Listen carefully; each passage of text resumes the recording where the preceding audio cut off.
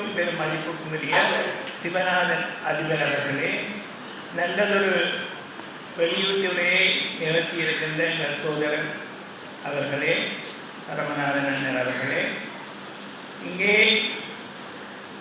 இந்த சென்னதியான ஆச்சிரமத்துடைய ஒருபோதும் எந்த கொரோனா எந்த துன்பங்கள் வந்த வேளையிலும் தொடராக எங்களுடைய அறிவு பசியை போக்குகின்ற பெரிய பொக்கிசமாகும் எங்களுடைய வாழ்விலே ஒளியேற்றுகின்ற ஞான சுடராக உங்களுடைய கைகளிலே மாதம் தோறும் இங்கே யாழ்ப்பாணத்தில் இளைஞர் வாழ்பவர்களுடைய கைகளில் மட்டுமல்ல, உலகில் வாழுகின்ற அத்தனை புலம்பெயர்ந்த நாடுகளில் வாழுகின்ற பெரியோர்களுக்கு அறமருந்தாக கிடைப்பது இந்த ஞானச்சுடர். பிள்ளைகளோடு போயிருக்கின்ற பெற்றோர்களுக்கு முழு நேரமும் உதவுவது அவர்களுடைய தலைமாட்டில் இருப்பது இந்த ஞானச்சுடர். கனடா, சுவிஸ், லண்டனில் இருக்கின்ற எங்களுடைய முதியவர்கள் எல்லோரும் தங்களுடைய தலைமாட்டில் வைத்திருப்பது இந்த ஞானச்சுடரை. அவர்களுக்கு நித்திரை வருவது குறைவு. யாழ்ப்பாணத்தை எண்ணி தாங்கள் வாழ்ந்த பூமியை நினைத்து, தாங்கள் வாழ்ந்த கோவில்களை நினைத்து, தங்களுடைய வீட்டை நினைத்து, சுத்தத்தை எல்லோரையும் நினைக்கும் பொழுது அவர்களுக்கு கை கொடுப்பது ஞானச்சுடர். எனவே இந்த ஞானச்சுடர் எங்கள் எல்லோரையும் மாற்றுப்படுத்துங்கள். இந்த ஞானச்சுடரில் பெறுகின்ற அத்தனை விடயமும், முகப்பிலே இருந்து இறுதி வரைக்கும் பெறுகின்ற அத்தனை விடயமும் எங்களை ஆற்றுப்படுத்துவது, எங்களை ஒழுங்குபடுத்துவது. இந்த மண்ணிலே நாங்கள் ஒழுக்கமானவர்களாக, நல்லவர்களாக, வல்லவர்களாக, எங்களுடைய குடும்பம் ஒரு கோவிலாக, குடும்பம் ஒரு கலம்பமாக, நல்லதொரு குடும்பம் பல்கலைக்கழகமாக முயல்வதற்கு நீங்கள் யாவேரும் வாசிக்க வேண்டிய சுடர் இந்த ஞானச்சுடர். நீங்களே வரவே படித்தும் இன்றைக்கும் ஆசைப்படுகிறீர்கள் பெற்றவர்களை பார்த்து, நான் இன்னும் கூட படிச்சிருந்தால் அப்படி இருந்திருக்கலாம், இப்படி இருந்திருக்கலாம். கவலைப்பட தேவையில்லை. நீங்கள் நினைத்ததை அடையாவிட்டால் உங்களுடைய குழந்தைகளை நீங்கள் அடைய செய்யலாம். எனவே குழந்தைகளுக்கு கட்டாயம் கல்வி அவசியம். எல்லா செல்வத்தையும் விட 7 பிறப்புக்கும் எங்களுக்கு பயன் தரக்கூடிய கல்வி. கல்வி கற்காதவன் இந்த முகத்தில் இருக்கிற 2 புண் 2 வழிகள் சொல்கிறேன். கண்ணில் புண் எங்களுடைய முகத்திலே இருக்கிறது, கற்றவருடைய முகத்திலே இருக்கிறது தான் கண்கள். கல்லாதவருடைய முகத்திலே இருப்பது 2 புண்கள் என்று சொல்றார். ஏன் புண்களுக்கு உவமை சொல்றாருன்னா, புண்களால் நெடுக துன்பம் பார்த்துருக்கு. காலில் கையில் புண் வந்தால் நெடுக துன்பம். ஆஸ்பத்திரி கையிலே வேணும், ரத்தம் பள்ளிக்கூடத்தில் போனால் பக்கத்திலே இருக்கிறவன் இருக்க வேண்டாம், புண்ணுக்கு புது நீக்கிறவனா திருவிளையாண்ட புண்ணுகளால் கற்கும். எனவே புண்ணுக்கு நிகராக இந்த கற்காதவனுடைய வாழ்க்கை முழுக்க துன்பம்.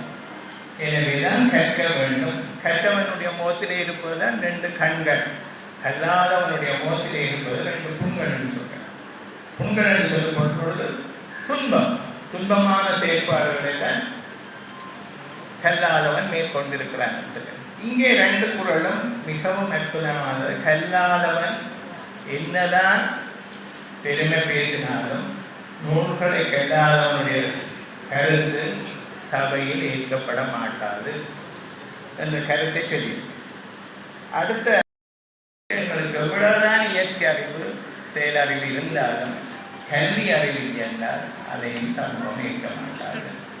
எனவே திருவள்ளுவர் கல்வியை வலியுறுத்துகிறார்.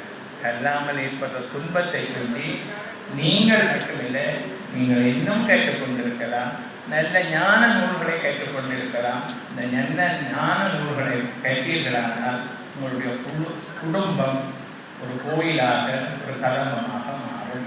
உங்களுடைய அருமை பிள்ளைகளை என்ன பாடுபட்டு இன்னைக்கு வறுமை கல்விக்கு தடை.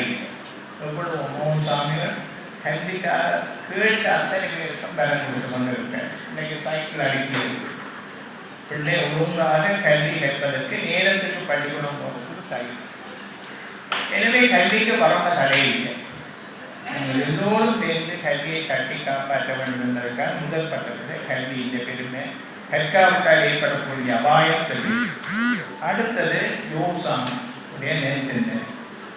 நலமான தெய்வங்களாக இந்த பூமியில் இருக்கிற இந்த அவதரிப்பு எல்லோரையும் மாற்றுப்படுத்தி இன்னைக்கும் வளர்ச்சிப்படுத்தி கொண்டிருக்கின்ற ஈழத்து சித்த பரம்பரை மிகவும் பிரதானமாக யோசாமி.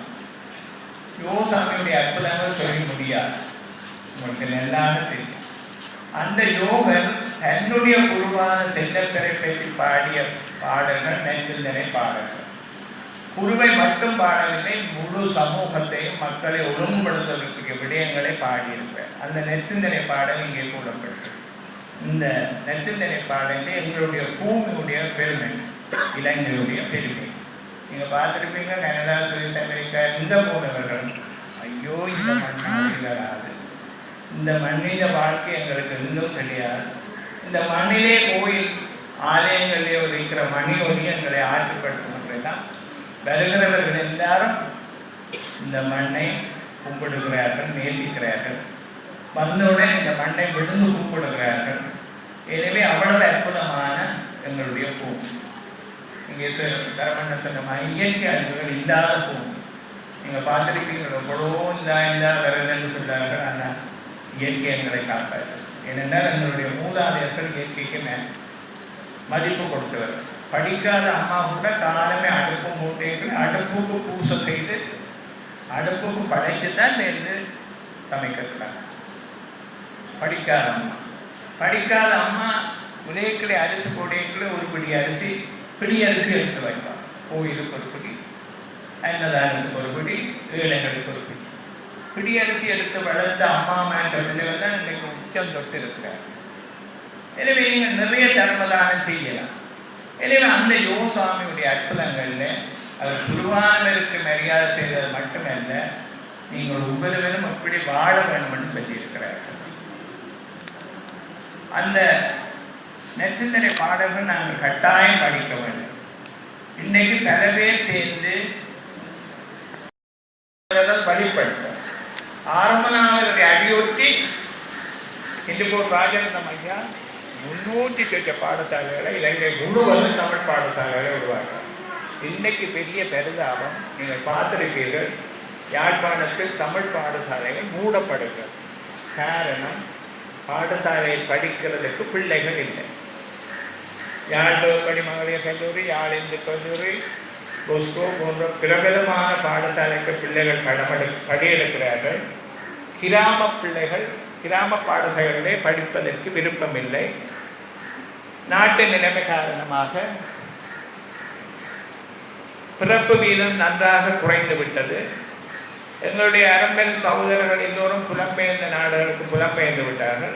எனவே நாட்டிலே சனத்தொகை, அதுவும் சிறப்பாக வடபகுதியில் தமிழருடைய தொகை குறைந்து கொண்டு போகிறது. சனத்தொகை குறைவதால் பாடசாலைக்கு போகின்ற பிள்ளைகளது எண்ணிக்கை குறைவடைவதால் சொன்னால் நம்ப மாட்டீங்கள், ஆசிரியர்களை தொகையை விட மாணவர்கள் தொகை குறைவாக இருக்கின்றது பள்ளிக்கூடத்தில். ஒவ்வொரு வகுப்பிலும் 3 பிள்ளை, 2 பிள்ளை, 4 பிள்ளை. எனவே அரசாங்கம் பாடசாலைகளை மூடுகிற பரிதாப நிலைமை இருக்கு. இந்த வருடம் மட்டும் ஆரம்பனாவது சைவ பிரகாசாலை கந்தமிழத்தில் இருக்கிற சைவ பிரகாசாலையை மூடியிருக்கிறார். எனவே ஆரம்பனாவில் செய்த அந்த அற்புதமான பணிகளை பாதுகாக்க வேண்டியது எங்கள் எல்லோரும் அது கடமையை சொல்லிக்கொண்டு, அடுத்தது எங்களுடைய கல்வி பணிப்பாளராக இருந்த குமாரசாமி சோமசுந்தரம் ஐயா அவர்கள் ஒரு சிறப்பான கட்டுரை எழுதியிருக்கிறார். அவர் பண்டிதமணி ஐயா, மௌனமுனி கைலாசமணி ஐயா அவர்களிடம் படித்தவர், நிறைந்த அறிவாளர்.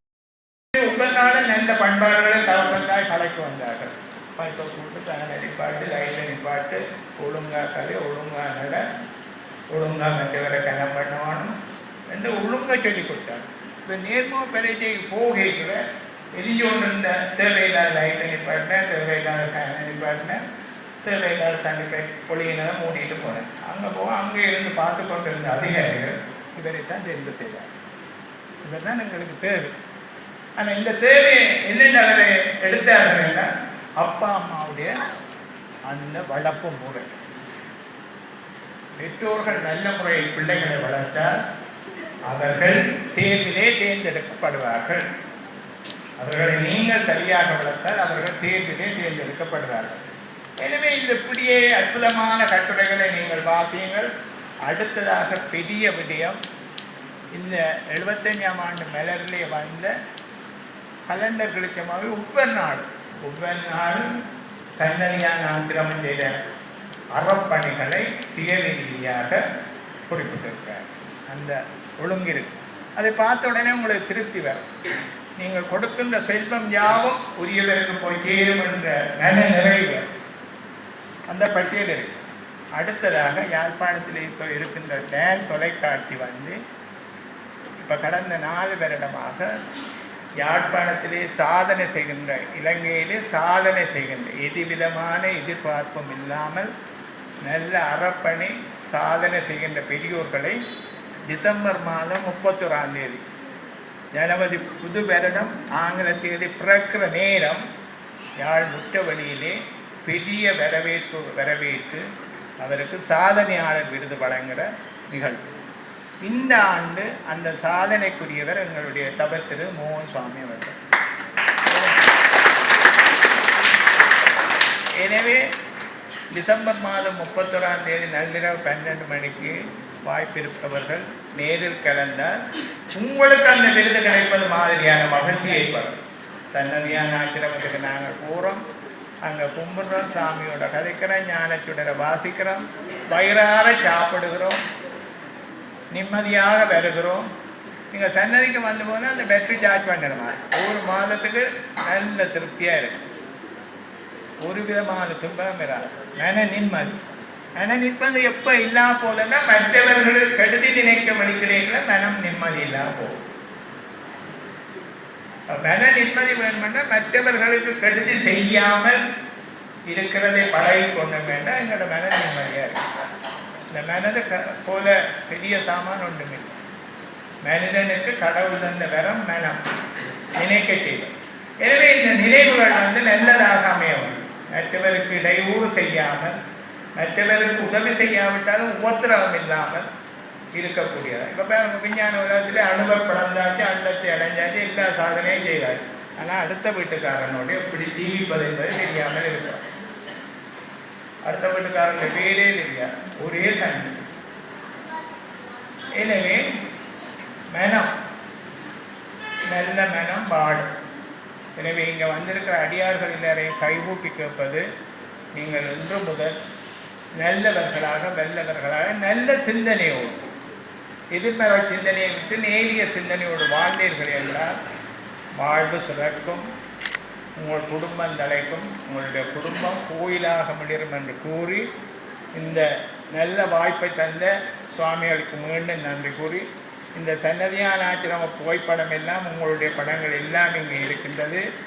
அது மாத்திரமல்ல, இன்றைக்கு நாளாந்த பத்திரிகை சொன்னால் நம்ம வண்டிகள் நாளாந்த பத்திரிகை அனைத்திலும், யாழ்ப்பாணத்திலிருந்து வர பத்திரிகை, கொழும்பிலிருந்து வர அனைத்து பத்திரிகையிலும் சன்னதியான ஆச்சிரமத்துடைய பணி, மோகன் சுவாமிகளுடைய தொண்டு வந்தபடியே இருக்குது.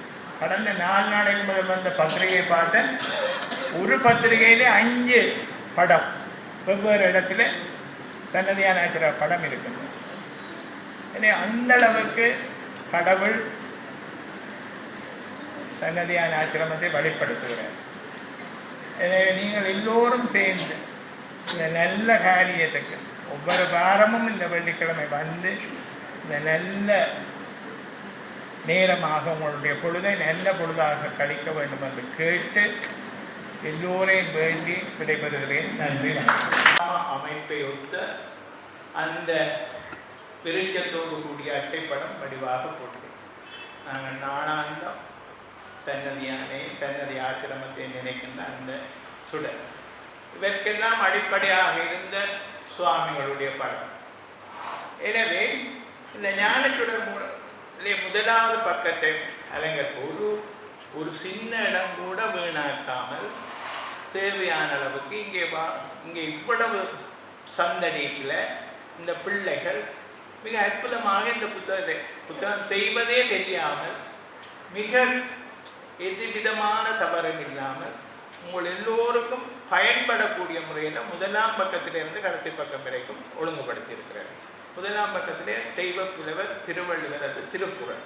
இந்த திருக்குறளிலே இங்கே தந்திருக்கிற 2 குறள் மிக முக்கியமானது. திருவள்ளுவரில் இருக்கிற பெரிய பெருமை தான் சொல்ல வந்த விடயங்களை வலியுறுத்துகிறார். முதலே கல்வியை பற்றி பரமன் சொன்னமாய் நல்லதொரு கவலை எழுதியிருக்கிறார்.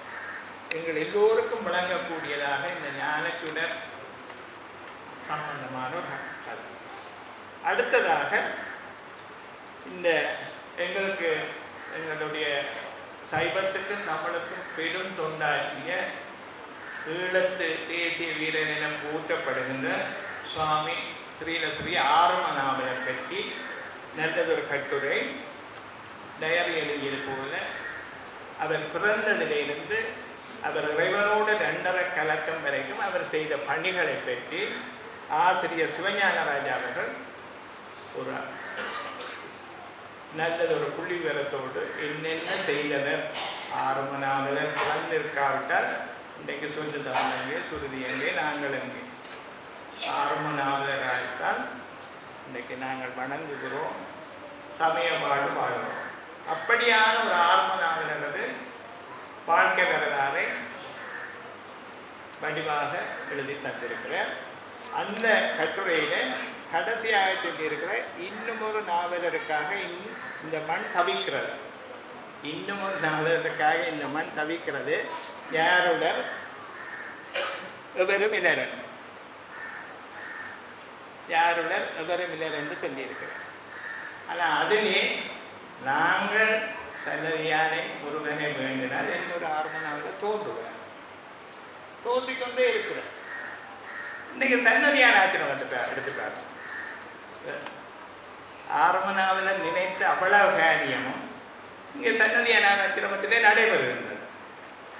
ஆறுமநாவில் செய்த அத்தனை பணி, கல்வி பணி, சமூக பணி, சமய பணி, கஞ்சி தொட்டு பணி சகலதும் நடைபெறுகின்றது. இன்றைக்கு பெரிய வேதனை ஆறுமநாவலை அடியொட்டி சேர்வன் ராமநாதன் வள்ளலார் செய்த அறந்தொண்டு பாடசாலைகள் எல்லாம் உங்களுக்கு ஆறுமநாவல பரம்பரை இருக்குது. ராமநாதன் கல்லூரி சிறப்பாக இயங்குகிறது. அவர் கண்ட கனவு பரமேஸ்வரா கல்லூரி பெரிய விருட்சமாக பல்கலைக்கழகமாக கலந்திருக்கு. ஆறுமநாவலரை தொடர்ந்து சேர்வன் ராமநாதன் கிண்ணுபோட் ராஜர் என்றார். நாவலரை அடியொட்டி வந்தவர். நீங்கள் சொன்னால் நம்ப மாட்டீங்க, காங்கேசந்துறையிலிருந்து மதுரை வரைக்கும் 300 சொச்ச தமிழ் பாடசாலைகளை நிறுவியவர். கல்வித்தான் எல்லா தானங்களையும் விட சிறந்த தானம் என்று கூறி இந்த நல்ல வாய்ப்பை தந்த சுவாமிகளுக்கு மீண்டும் நன்றி கூறி, இந்த சன்னதியான ஆச்சிரம புகைப்படம் எல்லாம் உங்களுடைய படங்கள் எல்லாம் இங்கே இருக்கின்றது. அது மாத்திரமல்ல, இன்றைக்கு நாளாந்த பத்திரிகை சொன்னால் நம்ம மாட்டீங்க, நாளாந்த பத்திரிகை அனைத்திலும் யாழ்ப்பாணத்திலிருந்து வர பத்திரிகை, கொழும்பிலிருந்து வர அனைத்து பத்திரிகையிலும் சன்னதியான ஆச்சிரமத்துடைய பணி, மோகன் சுவாமிகளுடைய தொண்டு வந்தபடியே இருக்கிறது. கடந்த 4 நாளைக்கு முதல் வந்த பத்திரிகையை பார்த்தேன், ஒரு பத்திரிகையிலே 5 படம் வெவ்வேறு இடத்துல சன்னதியான ஆச்சிரம படம் இருக்குது. எனவே அந்த அளவுக்கு கடவுள் சன்னதியான ஆச்சிரமத்தை வெளிப்படுத்துகிறார். நீங்கள் எல்லோரும் சேர்ந்து இந்த நல்ல காரியத்துக்கு ஒவ்வொரு வாரமும் இந்த வெள்ளிக்கிழமை வந்து இந்த நல்ல நேரமாக உங்களுடைய பொழுதை நல்ல பொழுதாக கழிக்க வேண்டும் என்று கேட்டு எல்லோரையும் வேண்டி விடைபெறுகிறேன். நன்றி.